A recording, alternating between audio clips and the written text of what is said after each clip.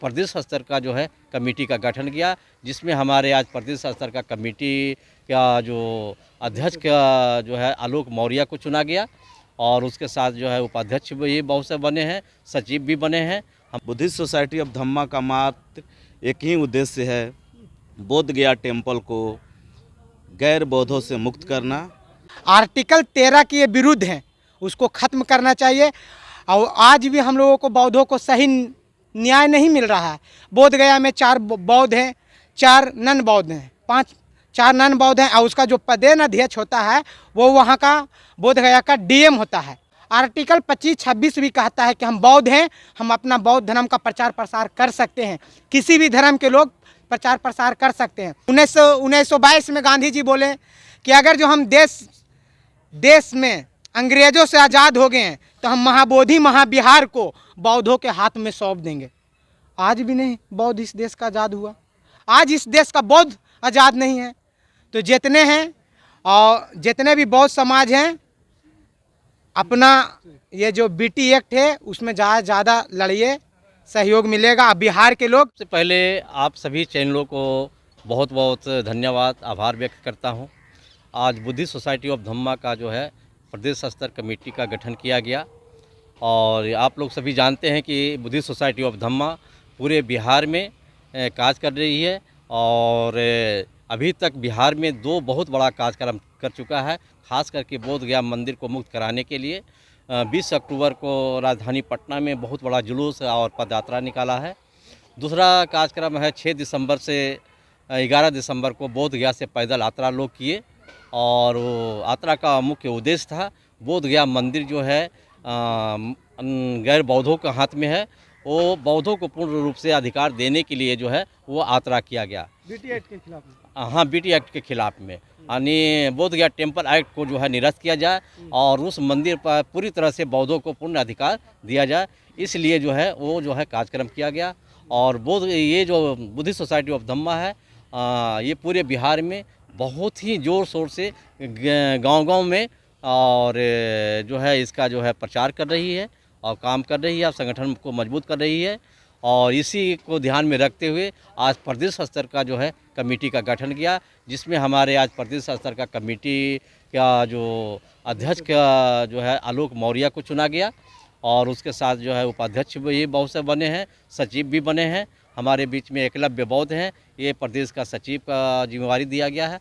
इस तरह से कई लोगों को आज जो है करीब 60-70 लोग जो है लोगों को जिम्मेवारी दिया गया है और ये सभी लोग वचनबद्ध हैं कि हम पूरे बिहार में इस संगठन को मजबूत करेंगे और बुद्धिस्ट सोसाइटी ऑफ धम्मा के द्वारा बोध गया मंदिर को मुक्त कराएंगे।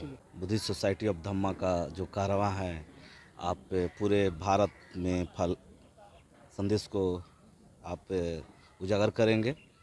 बुद्धिस्ट सोसाइटी ऑफ धम्मा का एक ही उद्देश्य है, जो बोध गया टेम्पल है, जो बोध गया टेम्पल पे गैर बुद्धिस्ट लोगों का कब्जा है, उसको हम लोग उस टेम्पल को मुक्त करना चाहते हैं। बुद्धिस्ट सोसाइटी ऑफ धम्मा पिछले कई सालों से इस फील्ड में काम कर रही है, गांव-गांव जा कर के लोगों को बता रही है कि ये हमारा बुद्धिस्ट टेम्पल है।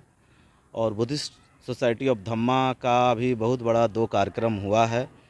हमारे गांव के लोगों को हम लोगों ने एक साथ पैदल यात्रा बोध गया से लेकर के तो पटना तक हम लोगों ने किया। बहुत अपार गांव के लोगों को, देहात के लोगों को साथ हम लोगों का मिला है। और इसी तरह से हम लोग उसके पहले अक्टूबर में भी एक कार्यक्रम लिए थे, पाटलिपुत्रा की धरती पटना पे हम लोगों ने पैदल मार्च किया था। पंसिल पूरा पटना पंसिल में रंगा हुआ था। ऐसे ऐसे कार्यक्रम हम लोग कर रहे हैं जगह जगह और पूरे भारत भर में हम लोग इस कारवां को आगे बढ़ाएंगे। बुद्धिस्ट सोसाइटी ऑफ धम्मा का मात्र एक ही उद्देश्य है, बोध गया टेम्पल को गैर बौद्धों से मुक्त करना। अभी यदि देखा जाए तो वहाँ पे काफ़ी लोग आते हैं, लेकिन जो सुविधा नहीं मिल पाती है वो हम लोग दिलाने का काम करेंगे। बुद्धिस्ट सोसाइटी ऑफ धम्मा का जितने भी हमारे मेंबर हैं और जितने भी हमारे केंद्रीय कमेटी के लोग हैं, हम सब एक ही मिशन के लेकर के काम करेंगे। बोध गया टेम्पल को गैर बौद्धों से मुक्त कराना। तो हमारा मेन मकसद है BT एक्ट, उसी का एक नियम है BTMC, बोध गया टेम्पल मैनेजमेंट कमेटी 1949, उसको ख़त्म करना है। संविधान लागू होने से पहले जितने भी उसका जो कानून है, संविधान लागू हो गया उसके बाद का जो कानून है 1949 का, उसको ख़त्म कर देना चाहिए। आर्टिकल 13 के विरुद्ध हैं, उसको ख़त्म करना चाहिए। और आज भी हम लोगों को बौद्धों को सही न्याय नहीं मिल रहा है। बोध गया में 4 बौद्ध हैं, 4 नन बौद्ध हैं, 4 नन बौद्ध हैं। और उसका जो पदेन अध्यक्ष होता है वो वहाँ का बोध गया का DM होता है। नीतीश कुमार की मेहरबानी है कि 2013 में संशोधन करके बोल दिए कि DM का पद सेकुलर होता है और उसका अध्यक्ष कोई भी बन सकता है। जैसे अब सिख भी आता है तो उसका अध्यक्ष बनता है, मुस्लिम भी आता है तो उसका अध्यक्ष बनता है, हिंदू तो उसका अध्यक्ष है ही है, पहले वही घोषणा था। तब वहाँ संशोधन किया गया। अब इसमें भी है कि उसमें जो 4 नन बुद्धिस्ट हैं उसको हटा दिया जाए। जैसे हम मुख्य रूप से बौद्धों के हाथ में दे दें। आर्टिकल 25-26 भी कहता है कि हम बौद्ध हैं, हम अपना बौद्ध धर्म का प्रचार प्रसार कर सकते हैं। किसी भी धर्म के लोग प्रचार प्रसार कर सकते हैं। अगर जो बौद्धों का नहीं देना चाहते महाबोधि महाविहार, तो अयोध्या में भी बौद्धों को हिस्सा दीजिए, बद्रीनाथ में भी बौद्धों को हिस्सा दीजिए, केदारनाथ में भी बौद्धों को हिस्सा दीजिए, सोमनाथ में भी बौद्धों को हिस्सा दीजिए, मुस्लिमों को भी हिस्सा दीजिए। जितने भी बड़ा बड़ा धर्म स्थल है हिंदुओं का, उसमें भी बौद्धों का हिस्सा दो, सिख को भी हिस्सा दो, मुस्लिम को भी हिस्सा दो। योगेश्वर नंदन जी की अगुवाई में दी बुद्धिस्ट सोसाइटी ऑफ धम्मा के नेतृत्व में पूरे बिहार में आंदोलन हो रहा है। ये उग्र पकड़ रहा है। बहुत दिनों से इसका कोई नाम नहीं लेते थे।